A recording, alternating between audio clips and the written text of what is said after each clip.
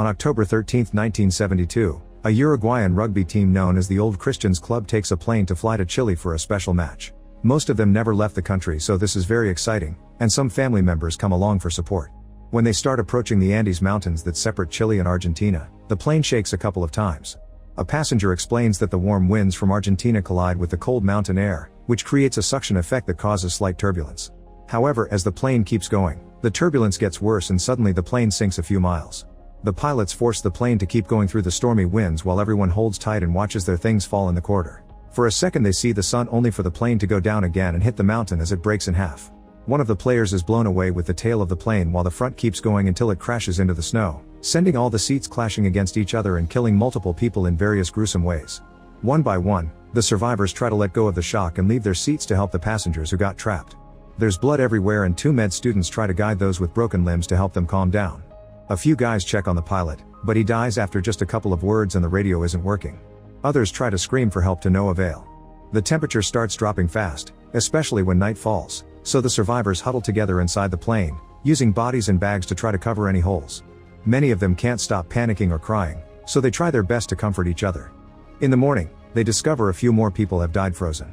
The storm has passed and the sun is strong, so they look around and see nothing but snow and mountains for miles. The group decides they must start working to survive. They take out the seats and debris from the plane so there's room for everyone to sleep at night. Then they move the wounded survivors to the spot where they can receive the most sunlight, prioritizing their care. Any object they find that may be useful is put away in the suitcases for protection, and all bags and suitcases are searched thoroughly for food. The bodies are moved away from the plane and kept together nearby, covering them in snow to keep them from rotting in hopes they can take them with them when help comes. On the first day they already have 11 dead people, plus the one guy that flew away. Once they're organized, they have a little snack, already being careful to ration their food to make it last. Suddenly they hear a plane fly by, so they try yelling and waving their arms, but they aren't found. On their second night, they're ready to sleep inside the plane, using the clothes from the bags as blankets and covering the hole with the suitcases. On day 3, Nando finally wakes up. He's been unconscious since they crashed, so they have to explain what happened. His body is in a terrible condition, but he still drags it on the ground to be with his sister, who isn't doing very well either. When Nando asks about their mom, they have to inform him she died, which makes him think about his father alone back in Uruguay. Afterward, they use some metal to start melting snow for water. They also make a huge X on the ground with suitcases, hoping they'll be seen. When another plane flies by, they try to make the sun reflect on mirrors and keep on yelling. Someone notices the plane's wings rocked, so it may be a sign they were seen. The next day, they hear the plane again, but it's far away, meaning they're searching in a different area and didn't see them. The group starts to discuss survival options and remembers there were some batteries in the tail, so they should go out to find it. After building some goggles with mirrors and the leather from the seats, 4 survivors start going up the mountain to find the tail. As soon as they go up a few miles, they discover the crash site can't be seen from afar because of all the snow.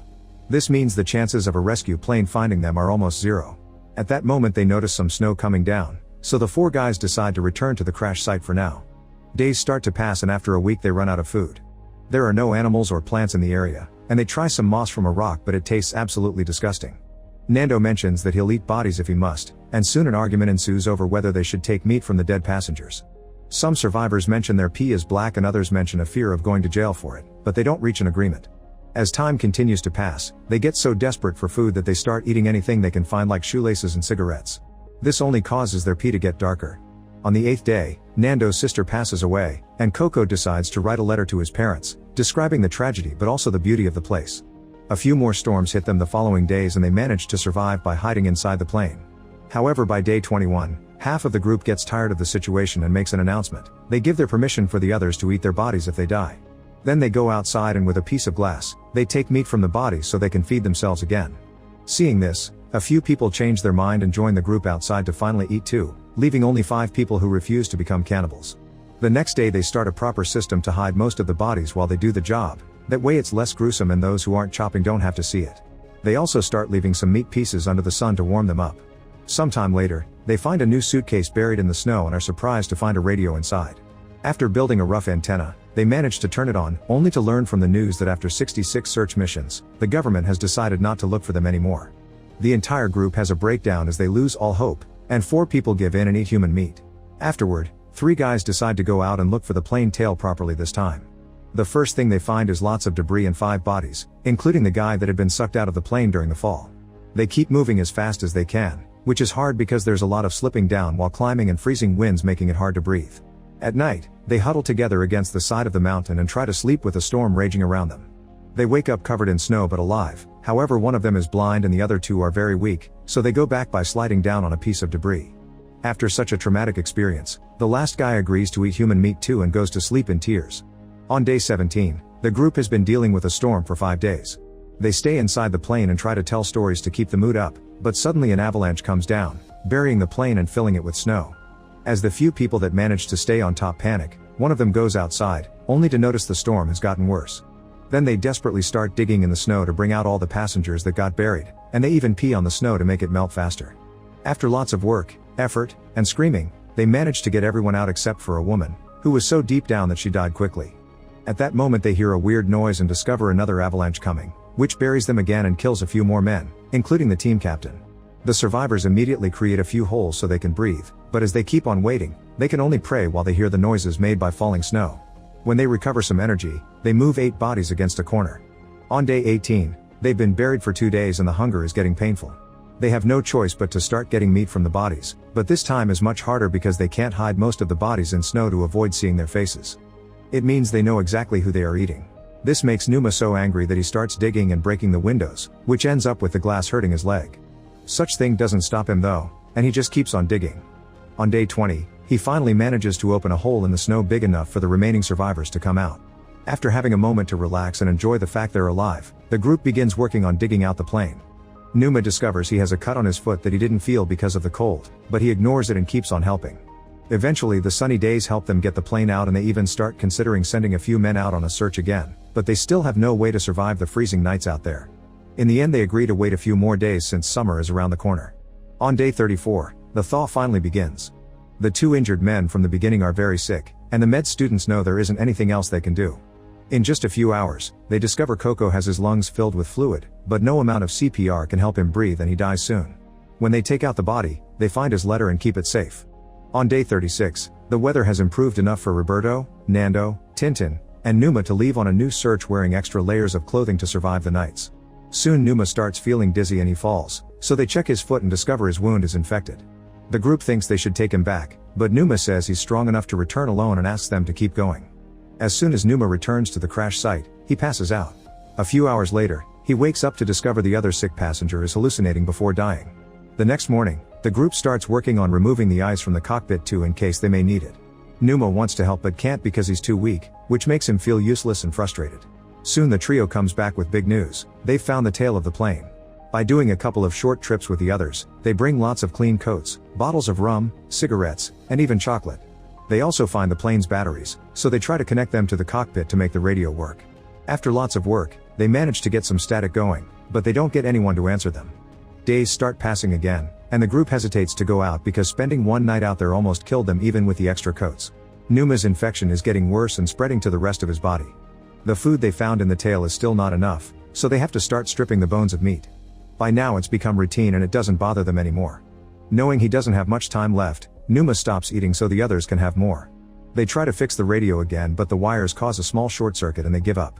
In their fury, they write a message on the plane counting the survivors. During another trip to the tail, the group is surprised to find some waterproof fabric that was covering the pipes. They immediately bring it back and start putting together a sleeping bag that will allow them to survive the nights outside. The smaller radio is still working and they hear on the news that even though 58 days have passed since the crash, the Air Force is planning to send another aircraft to search for them. An argument ensues over how to proceed. Some of them think they should wait for the aircraft, while others point out that they never see them down here so they should go looking for help. Frustrated, Roberto tears off the sleeping bag. Afterward, the group decides to distract themselves by making bird noises as they see them fly by, and they find a camera that they use to take a bunch of pictures. That night, Numa gives them permission to eat his body, and in the morning they find him dead. There's a note in his hands that says there's no greater love than to give one's life for friends. Inspired by these words, Roberto, Nando, and Tintin decide to go out again. After getting the new sleeping bag and lots of meat, they start climbing west with the goal of crossing the mountain to reach Chile. The weather gets really windy at night, so they dig a hole in the snow and huddle inside the sleeping bag, which allows them to survive until morning. When they finally reach the top of a rather tall mountain, they're devastated to discover there is still a huge amount of miles to cover. For a moment they consider giving up because they don't have enough food for such a trip, so Tintin volunteers to go back. That way the food will be enough for only Roberto and Nando. The trip is incredibly long and difficult, but after lots of walking, the duo finally comes down to the valley, where the ground is more rocky than snowy. When Nando's shoe breaks, Roberto simply ties some fabric around it and they keep going. One evening after dinner, Roberto ends up throwing up, but Nando comforts him, and in the morning they're moving again. All this effort pays off because they eventually find a river with fresh water and even a little lizard. At that moment, they look up, into their shock, they find a man on a horse staring at them. He's on the other side of the river and the noise of the water doesn't let him hear them correctly, so after seeing them scream and wave their arms, he throws some paper and a pencil at them. The duo explains who they are and the man takes the paper back to make some calls. Soon the message reaches the air rescue service and a new mission is planned. The man comes back for Roberto and Nando and takes them to his cabin, where they can eat proper food at last. In just a few hours, the area is surrounded by reporters who don't hesitate to ask awkward questions.